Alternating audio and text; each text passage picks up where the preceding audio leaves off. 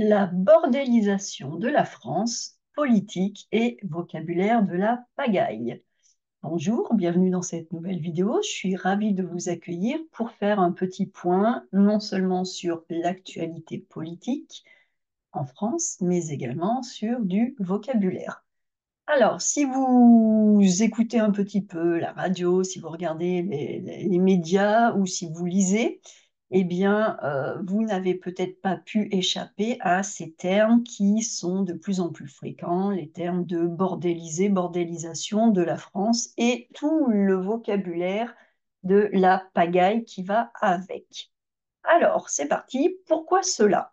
Eh bien, il y a quelques jours, donc déjà, pourquoi j'ai fait cet article? Tout simplement parce que moi aussi, il y a quelques jours, en écoutant un entretien politique, j'ai entendu une journaliste dire que le président de la République, Emmanuel Macron, avait mis en place une stratégie qui visait à bordéliser la France. Alors, bordéliser, ce n'est pas un terme que on entend forcément très très souvent, ce n'est pas non plus un terme qu'on utilise très souvent, mais j'ai noté que depuis une dizaine de jours, il y a une explosion de l'utilisation de ce terme et de synonymes un peu moins grossiers.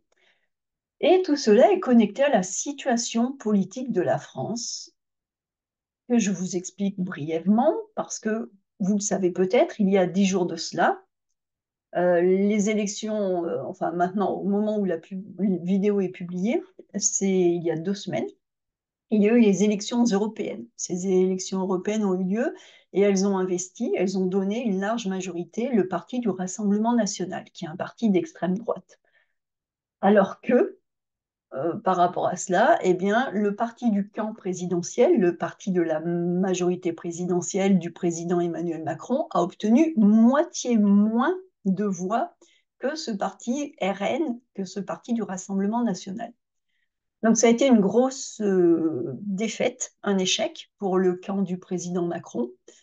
Et le président, conséquence directe de ces élections, eh bien, le président Macron a déclaré la dissolution de l'Assemblée nationale. Alors, quand on dissout l'Assemblée nationale, c'est l'endroit en France dans lequel il y a les députés. Et les députés sont les gens qui proposent des projets de loi, qui discutent les projets de loi et qui votent les lois. Donc l'Assemblée nationale, c'est quelque chose de très important. Et le président Macron a décidé de dissoudre cette Assemblée nationale. Conséquence de cela, il a laissé 3 semaines, il a laissé un délai de 3 semaines aux Français. Donc au moment où cette vidéo est publiée, il ne reste plus que 5 jours. Mais au moment où il a annoncé la dissolution de l'Assemblée nationale, il a laissé 3 semaines aux partis politiques français pour essayer de créer des listes électorales, avoir des candidats, avoir des programmes, imprimer les programmes, enfin bref, tout faire, faire une campagne, tout faire en 3 semaines. Et donc, d'une part, bah, les Français qui sont déjà allés voter pour les élections européennes, bah, il faut qu'ils retournent voter pour élire les nouveaux députés qui siégeront à l'Assemblée nationale. Et du coup, ça crée un sentiment d'urgence dans le pays, parce que les Français venaient de voter pour les élections européennes.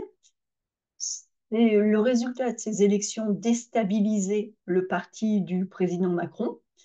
Mais la dissolution de l'Assemblée nationale, alors là, ça a tout fait exploser, parce que maintenant, il faut encore plus faire une campagne en urgence, essayer de convaincre les Français de retourner voter. Il y a les extrêmes qui s'affrontent, la droite, la gauche. Le président Macron, qui apparemment aime beaucoup euh, jeter de l'huile sur le feu pour que la situation ait encore plus de tension. Donc, on a une situation en France qui est extrêmement tendue. Et donc, c'est dans un tel contexte de tension, de pagaille, qu'une journaliste a expliqué que le président cherchait à bordéliser la France, signifiant par là qu'il essaye, selon elle, de semer la pagaille, rendre le pays ingérable. Bordéliser, c'est-à-dire semer le bordel. Et bordel, c'est un gros mot, ne l'employez pas, essayez de ne pas l'employer. Donc, bon, quand j'ai entendu ça, vous me connaissez, eh bien, j'en ai profité pour vous proposer un article consacré au vocabulaire, eh bien, du bordel, justement, pour une fois qu'on a le droit de dire des gros mots.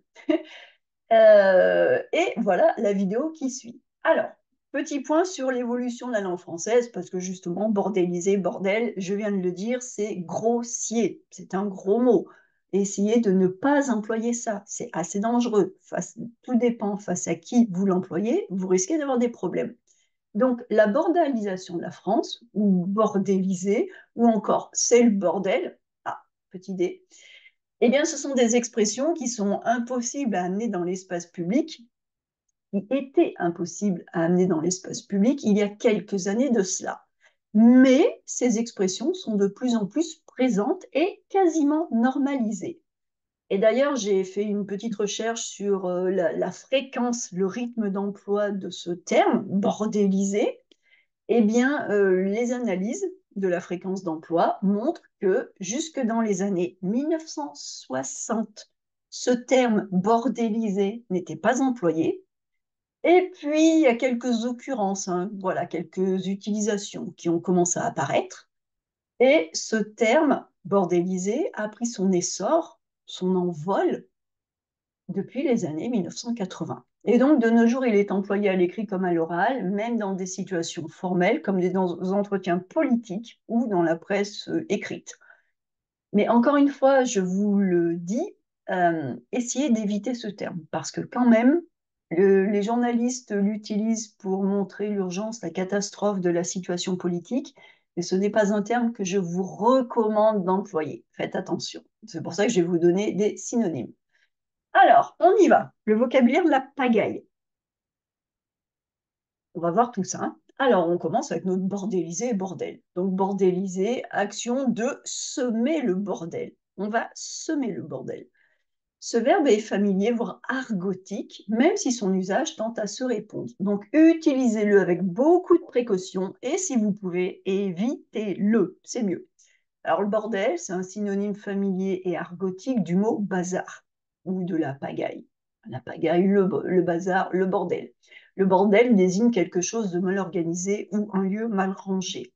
Mais pourquoi est-ce que c'est un terme argotique que je vous déconseille d'utiliser? Parce qu'à l'origine, la véritable signification un bordel, c'est une maison close. Les maisons closes, close comme fermée, une maison comme une maison, un appartement, une maison, close comme fermée, une maison close, c'est le nom qui désigne les endroits dans lesquels il y a des prostituées. Autrefois, en France, il y a une période où la prostitution a été légale et les prostituées travaillaient dans des maisons closes, voilà, sous la surveillance d'un protecteur ou d'une protectrice, n'est-ce pas? Et donc, les prostituées travaillaient dans les maisons closes. Donc, une maison close, c'est le terme pour désigner l'endroit dans lequel il y a les prostituées. Et le bordel, eh bien, le bordel, c'est le terme argotique qui désigne une maison close. Donc, c'est pour ça qu'en français, bordel, c'est vraiment un gros mot. Essayez de ne pas trop l'utiliser.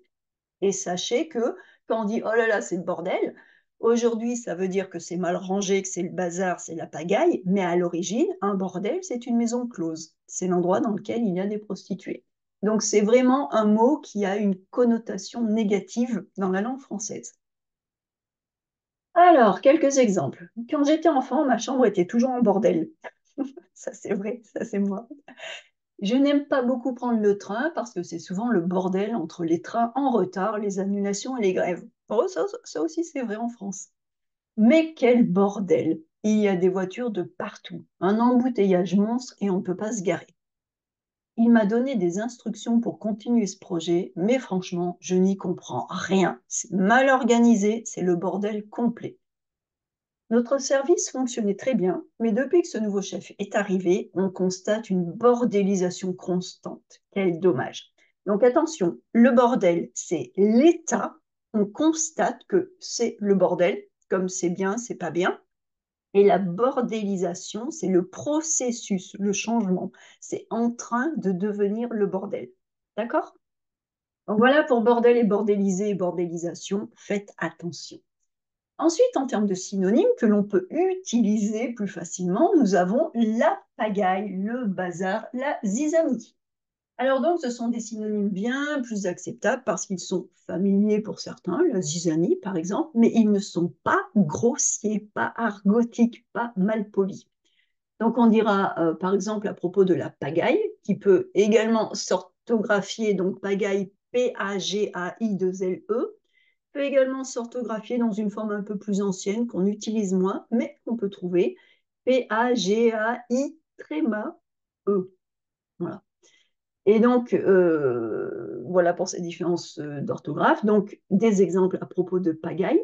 L'interruption du trafic des TER a causé une belle pagaille à la gare de Lyon. Donc, les TER, ce sont les trains express régionaux.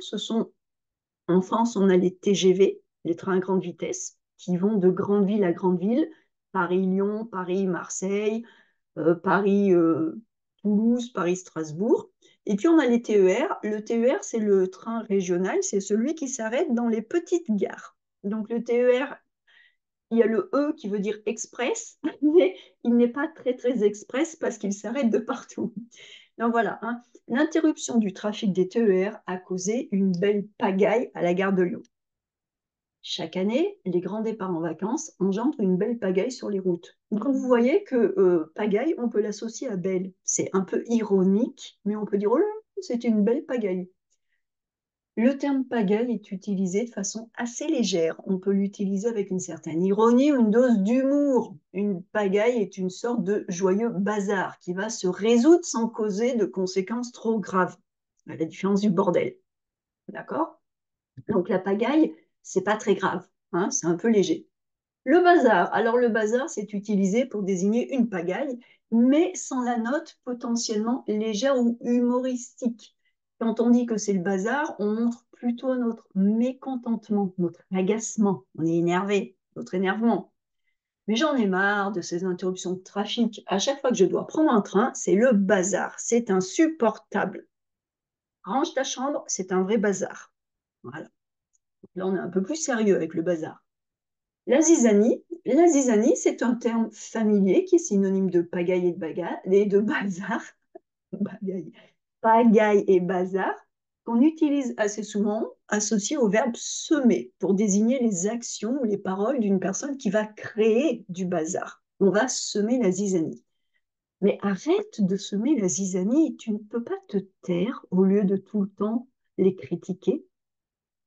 Il a voulu organiser les archives, mais je ne comprends rien à son classement. Il a juste semé la zizanie dans les documents. Donc là, ce qu'on veut dire, c'est qu'avant, ça allait à peu près, et puis cette personne a voulu ranger, mais maintenant, c'est pire.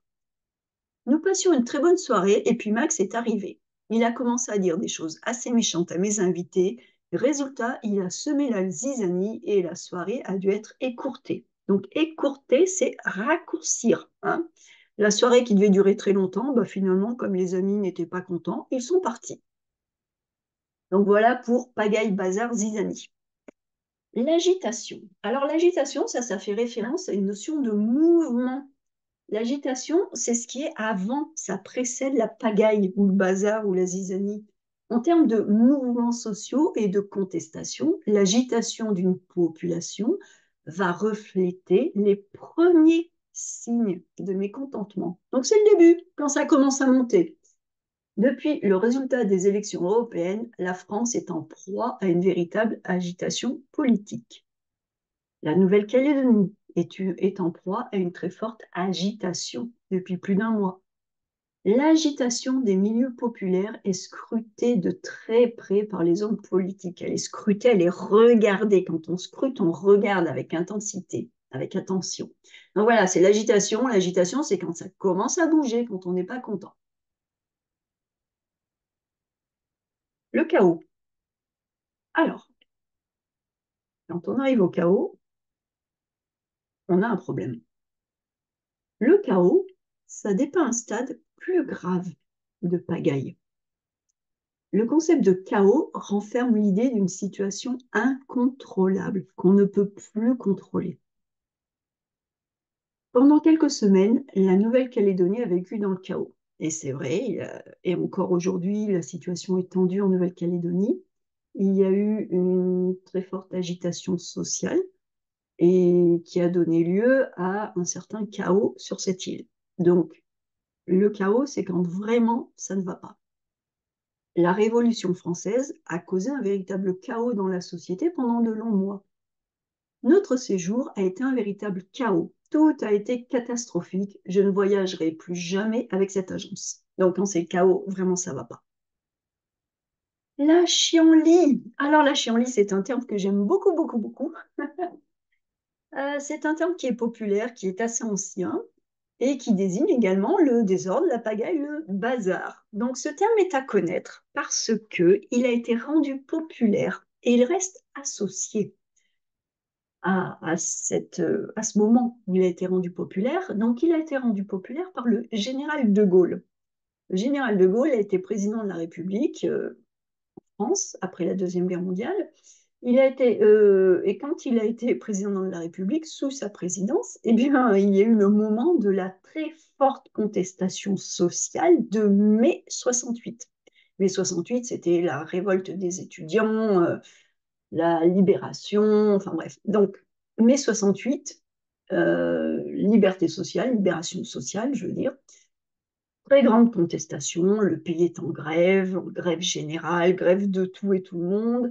La jeunesse est dans les rues en train de se battre contre la police.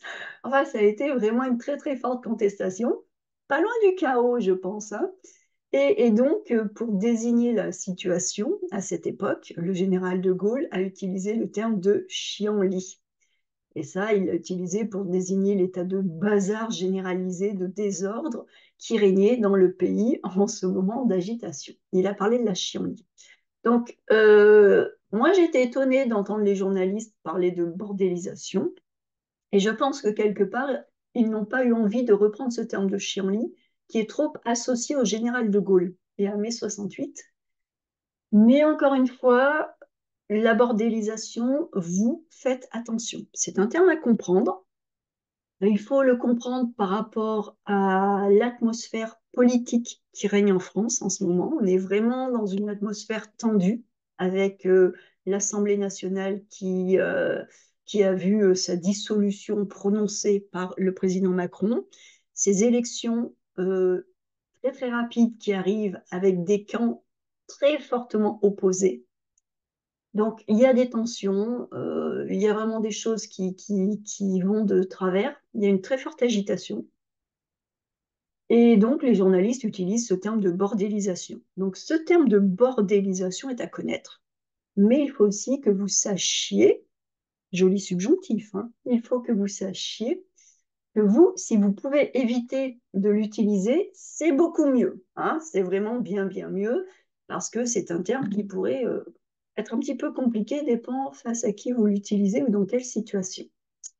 Donc voilà, voilà pour cette vidéo. J'espère que ça vous a aidé à approfondir votre vocabulaire, à mieux comprendre la différence entre le bordel, la pagaille, le bazar, la zizanie, le chaos, l'agitation, la chienlit. Et ben, écoutez, je vous souhaite de bien progresser en français. Surtout, comme d'habitude, apprenez en vous faisant plaisir. Je vous retrouve jeudi pour un nouvel article de blog, samedi pour une activité réservée aux abonnés et mardi prochain pour la nouvelle vidéo.